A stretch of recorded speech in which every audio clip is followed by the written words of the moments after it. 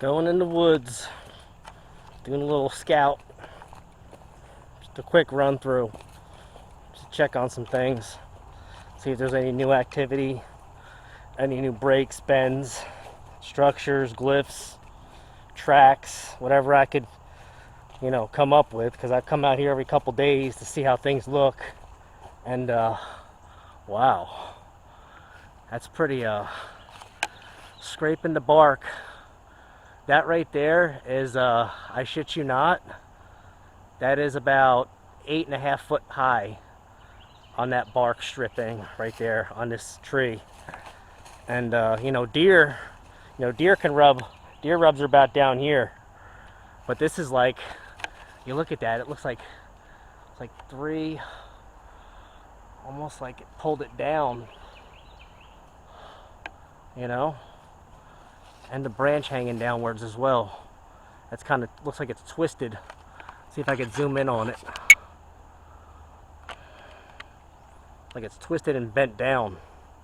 But look at that, man. That's crazy. That's at least 8 foot high. I mean, my arm, the top of my arm probably reaches 7.5 feet, and I couldn't even touch it with the tip of my finger. So that's pretty impressive there.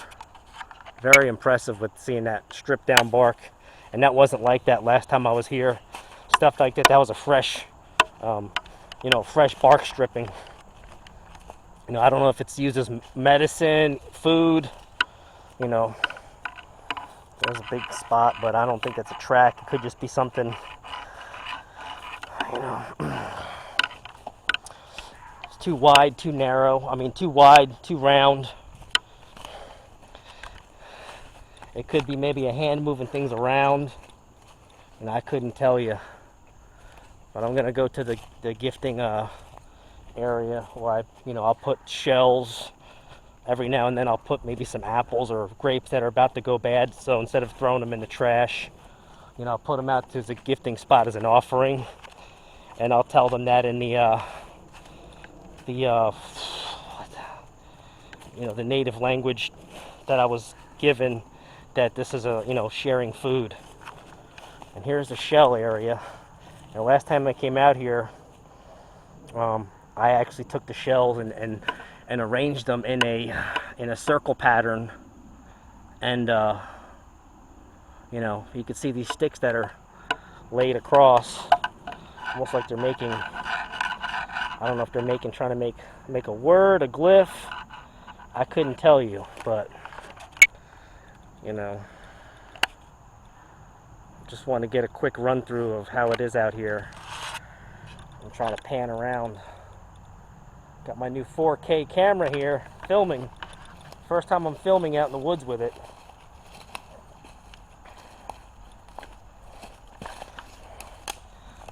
There's a deer skull. That was actually set up. I set it up in the top of this tree, this little V mount right here. I had it sitting up there, kind of used it as a marker, as a deer skull. This is actually the remains of what was left of the deer that I was gifted. And that was all I found that was left where I set the body. It was actually in a different area where I set the body too. So, that's pretty strange. It's a dried up creek bed. Just gonna take a little walk up the hill. My next trip, I'll go out and show my tree stand area where I was up in the tree, and do like a quick dramatization of my encounter when I was hunting in the pitch black. There's a nice little bend. And I'm just walking in the area, just doing a friendly walkthrough. I'm trying to disturb none of my friends out here in the woods, the old forest friends. I come in peace.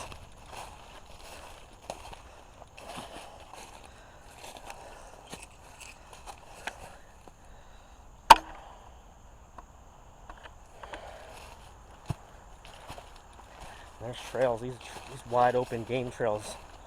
Heavy traffic area right here. The ground's embedded pretty good. Yeah. Definitely stuff coming through here. Definitely.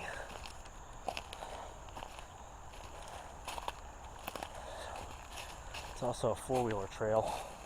Right here is the four-wheeler trail part. I'm gonna go up this little hill right here. Do a quick little run through. Oh wow, I see something already. I haven't been back here in maybe a month. I haven't been back this far in about a month. So yeah, this is area set back. It's kind of secluded, but there's always stuff going on back here. There's always, you can see signs of activity. I mean, look at that X and bend. That stuff doesn't just do that by itself. It's a pretty big, you know, that's probably about a 25-foot tall tree that's bent like that. And that's probably about 18 to 20 feet, the bends. But yeah, just a normal day in my woods in Charlotte. Good old Charlotte. Squatchville. Oh wow. Let me get a little closer. I want to show y'all something. See how this tree, this little branch break is kind of placed in it, almost like it's making a shape. I'll zoom out of it. Now look at that. Now that branch is not, you know, this branch right here that's broken, right there, that's not part of this tree. Obviously you can tell that's a different bark. These have totally different branches. This is a pine. That's not a pine branch. That's either oak or maybe walnut. So yeah, that's and there's no other trees like that around here. The other one is pine 5 feet next to it. So pretty cool stuff. But yeah, you can tell this area, if you look at the ground, it's been, you know, it's been trampled on by some things. You can tell when it's flattened down, when it's heavily trafficked. I hear the crows. I hear the crows.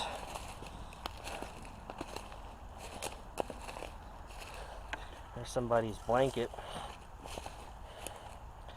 Here's another tree that's broken, bent over, and sitting on this little sapling. That's kind of making like a half X or a cross. But I mean, this area is just so... I always get the feeling when I'm in this certain area that I just have a weird presence about this area. Here's another one that's bent. Now these things don't bend like this on their own. See how that was forced pressure to bend that to get to that point. So yeah, that's pretty cool. Pretty cool evidence that this is an active area. It's been a while since I've had some activity out here. That's something messing with that, trying to pull maybe some bugs out of the bark. There's a glyph. That's definitely a glyph. You can tell it's 1, 2, 3. 3 different things staying on that broken over branch. Yeah, this area is pretty active.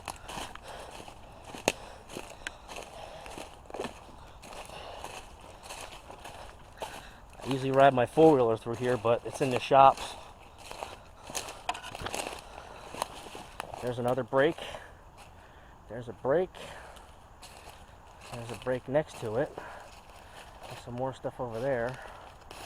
I'll try to zoom in, give y'all a better view.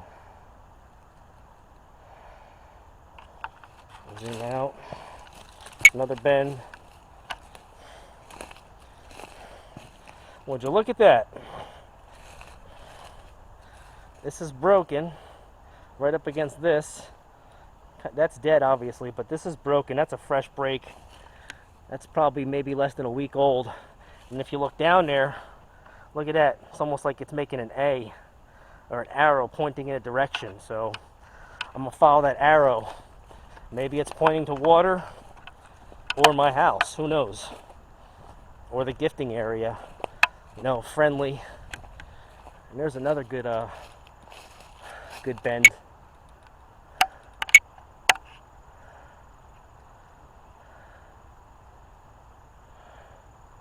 A dead brush right there. Zoom out. So yeah, you know, didn't see much besides what I showed you, but you know, this is the time of day where there's not much activity going on. Usually, you don't hear nothing until the nighttime or 6 in the morning. You'll hear the 800-pound owls hooting back at each other, and they'll even respond to my whistles. And I know they're not owls because owls don't go whoa. They don't make that almost like a monkey howl. I'm gonna walk back down the trail to see if I find anything out of the ordinary.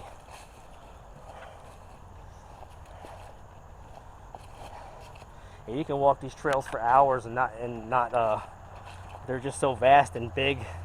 You can walk them for hours and you know, not be on the same trail at least for one time before you backtrack it, because there's so many trails. I mean, it's just all wide open in the thick forest out here.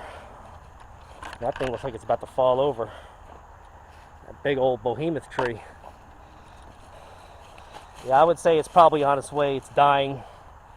Definitely dying. All the bark stripped off of it. And down here, all kinds of holes with probably got grubs in it and stuff. Yeah, there's a grub right there. That's good squash snack right there. That's what they do when they want the food. They start tearing the bark out and eat the grubs out of there. Good nutrition for the squash. Forest people.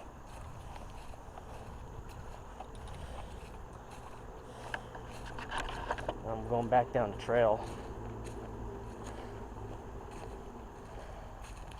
This is the actual trail I was coming down on my four-wheeler about a month or two ago when I was revving up my four-wheeler.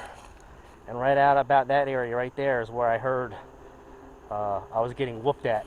And it was a loud, it wasn't just a little whoop. I mean, it was loud enough to overpower the sound of my four-wheeler. And my four-wheeler's pretty loud. It's one of them two-stroke rice rockets. So it's a screamer. But for something to be loud enough to overpower the sound of my four-wheeler, and I mean, I felt it in my chest. It was such a deep, you know, whoop, like almost like a howl and a whoop combined. It was pretty intense. So I just, you know, kept going. I kind of gave it no mind. And down there is the not the highway. That's like one of the roads down there past that tree line. You can see the cars. There's more trails, and we're gonna head back.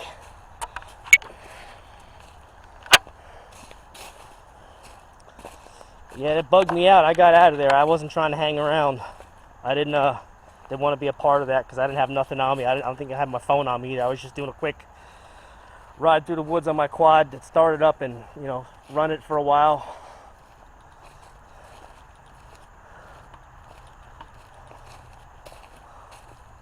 There's the dried up creek bed.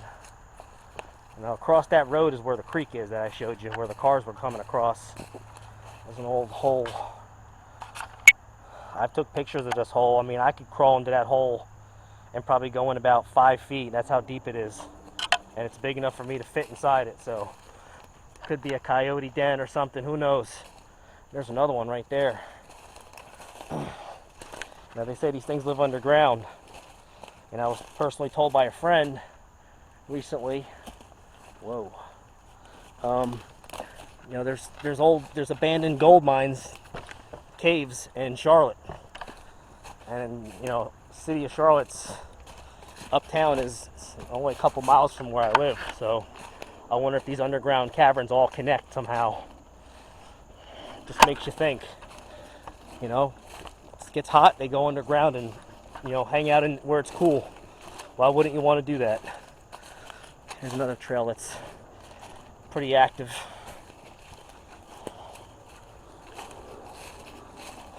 This area. This tree's been down for a while. I usually use it as a hunting blind when I want to get out of my tree stand.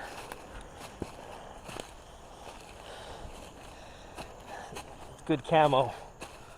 Man,